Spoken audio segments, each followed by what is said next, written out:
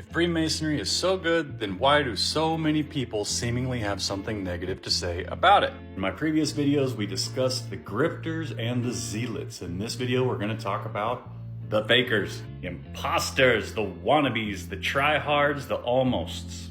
But Krashdog, why would somebody fake being a Mason? There's a lot of reasons for that. People are complicated, but typically it boils down to good old-fashioned ego and self-importance.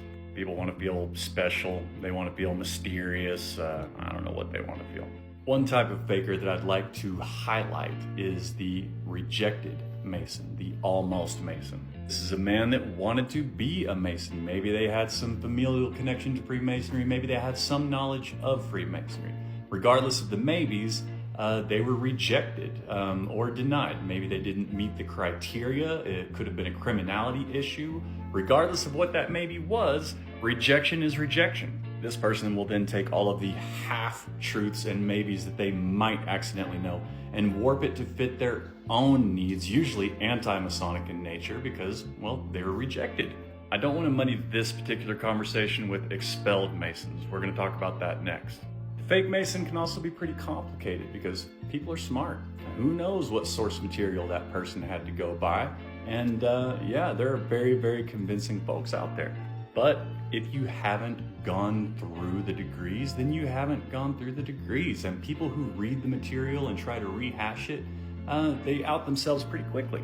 Not all fake Masons were rejected though, and not all rejected Masons were rejected because of criminality. There are people who just lack the rigor to do anything except make whoopee cushion noises. Pure laziness, just complete ineptitude. They would rather talk about being important than do anything important. There's also a flip side to that though, and that is the hyper-vigilant investigator. This is someone who's not necessarily a fake Mason or pretending or trying to represent themselves as something that they're not, but someone who is very interested in Freemasonry and might think that it's negative. This is actually a common scenario and happens quite a bit.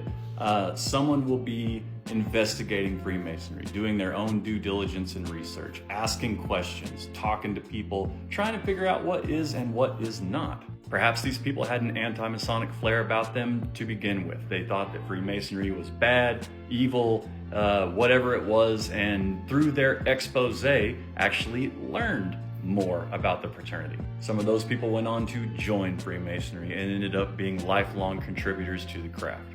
No, those men were not brainwashed. They proved themselves wrong.